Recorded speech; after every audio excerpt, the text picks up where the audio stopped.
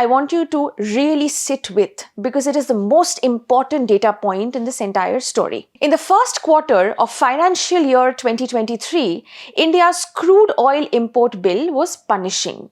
Brent crude, the global benchmark for oil, was averaging at $113 per barrel. This is extremely high. At those prices, India's quarterly goods trade deficit, basically the gap between everything we import and everything we export in goods, was $62.6 billion.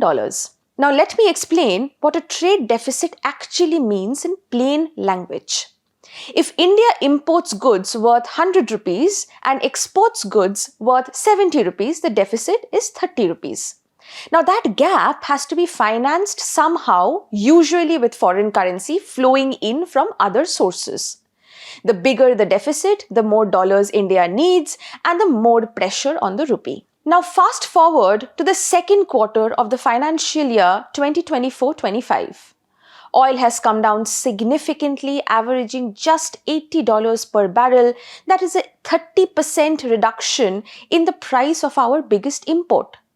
The trade deficit should have technically shrunk, right? But it didn't. It hit $83.2 billion, a record high. Even as oil was cheaper, we were importing far more electronics, gold, and capital goods, and these were growing much faster than our merchandise exports. Now, this tells us something profound. India's trade problem is no longer an oil problem. It has structurally outgrown the crude oil cycle. The gap between what we import and what we export in goods has become a permanent feature of the architecture of our economy, a design flaw, not a weather event. In my September column last year, I had argued that a weaker rupee would help fix this by making Indian exports cheaper and more competitive. Now that logic still holds, but here is what I would like to add today.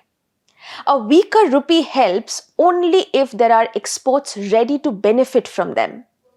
If the manufacturing capacity isn't there, the weaker rupee just inflates your import bill without generating the compensating export revenue. Building that export capacity is now the most urgent task on India's economic agenda.